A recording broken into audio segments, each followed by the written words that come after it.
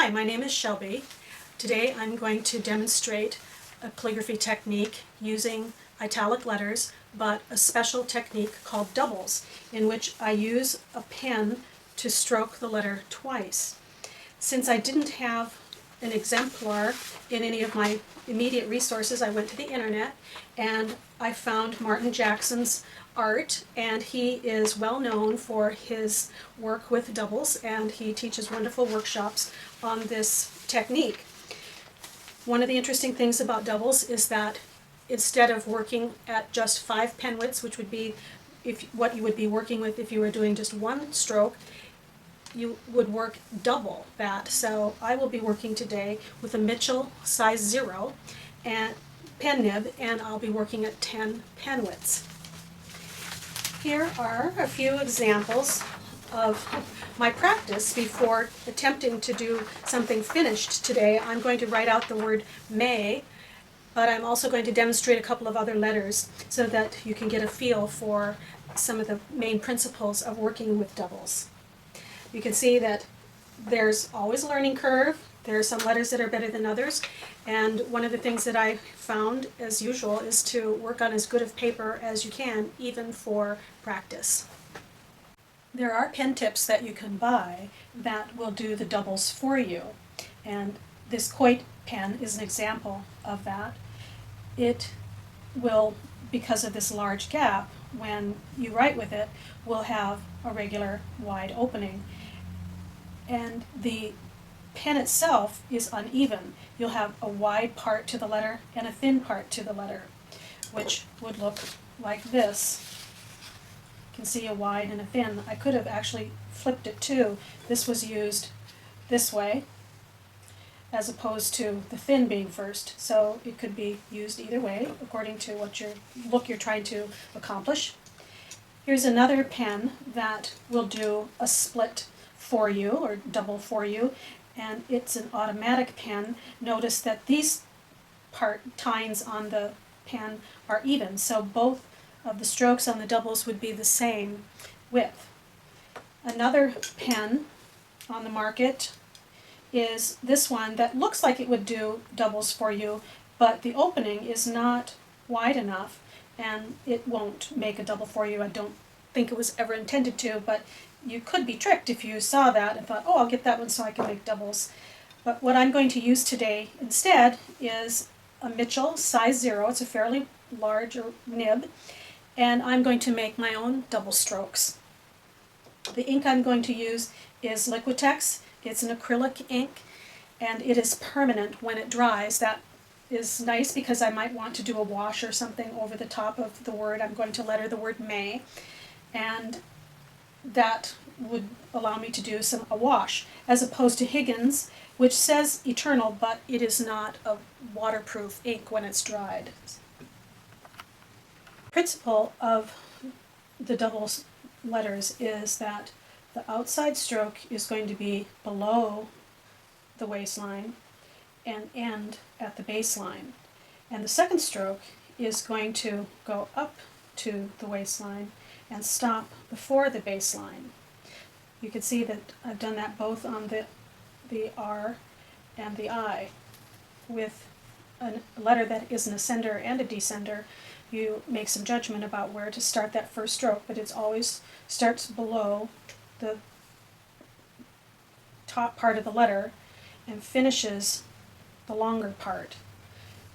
And the second stroke will finish shorter than the outside stroke and will begin taller than the outside stroke. So lower but ends longer, higher but ends shorter. There are many variations of capital letters, and for this letter M for the word may, I'm going to choose a fairly simple one. I'm going to start below this, a little bit above this first line, because I have 2 strokes though that are going to go above it. So here's the stem of the M, the capital M.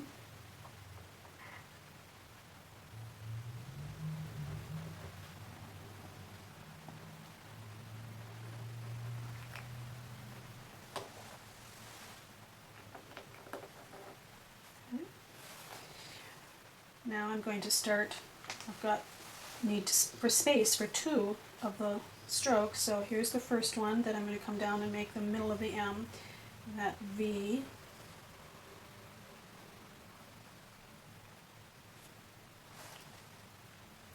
I'm all set up for the second one, which will touch that line for the capitals. Going down and starting already to think about finishing that V. I'm doing a little bit of an upswing so that I can see in my mind's eye where I want that stroke here, which will be about even with that, to come down and close or make that V of the M.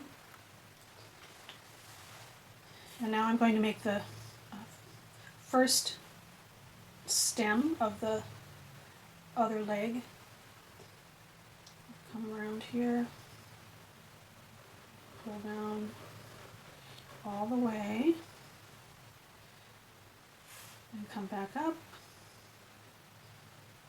trying to leave about the same amount of space between all of the strokes, and come up and make the finishing stroke on the M.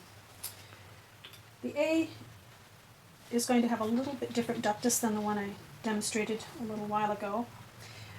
It's curved. I'm going to start well below because I have the other strokes that need to come into play, so I'm going to cover up a little bit or go into that finishing stroke of the M, going all the way down to the baseline, coming all the way up to the waistline for the second stroke of the A, stopping there and swinging up. And now what I'm going to do is, about even with this first stroke, is come here and make the stem. So that's the first stroke of the stem for the A. And I'm going to come all the way down to that line, clean finish, come back in and put the top of the A on, and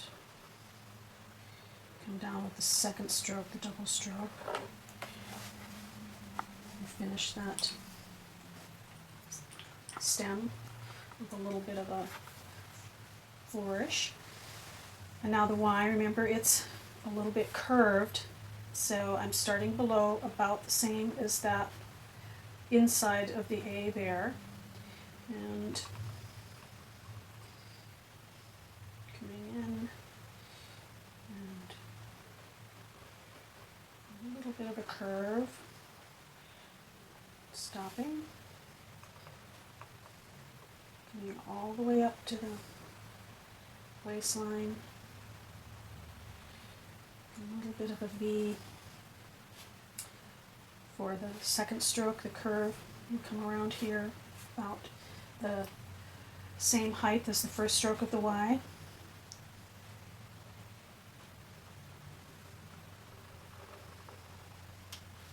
Actually, I'm just going to come all the way down and make the stem there, do a little tiny bit of repair work.